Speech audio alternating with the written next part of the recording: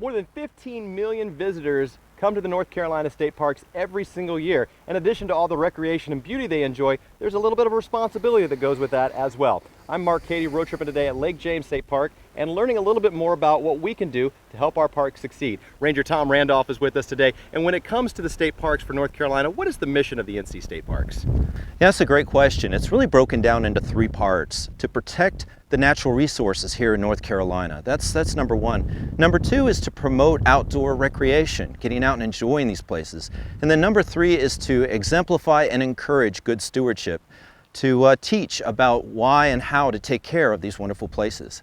Well, you mentioned natural diversity in education. Tell us why natural diversity is important, and how do you educate people about that and other things?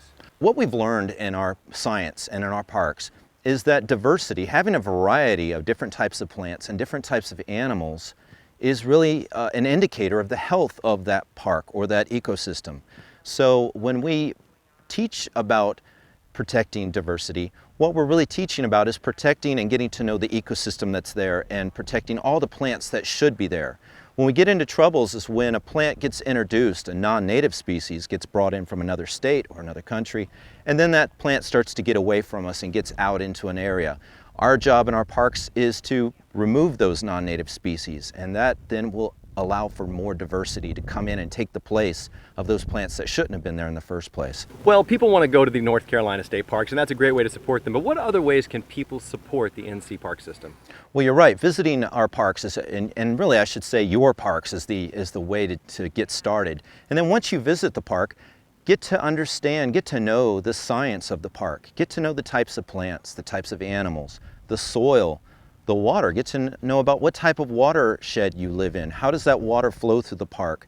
And then the birds, perhaps. All those things kind of come together. As your knowledge increases, then you can be a better steward of that resource. And get to know the rangers. Go up and talk to a ranger. Ask them, what can I do to help the park? Or what can you teach me about the park that's going to help the park? And then from that, you might consider joining a friends group. There is the Friends of North Carolina State Parks, and then most of our state parks, if not all of them, have a friends group of one kind or another that you can get into volunteer programs with and support and learn about your parks that way. There's so much you can do in addition to visiting our North Carolina State Parks. Learn all about our adventures this week, road tripping as we celebrate the 100-year anniversary of the North Carolina State Parks at the Road Tripping link online at WLOS.com, right there under the Community tab. Road tripping at Lake James State Park. I'm Mark Cady.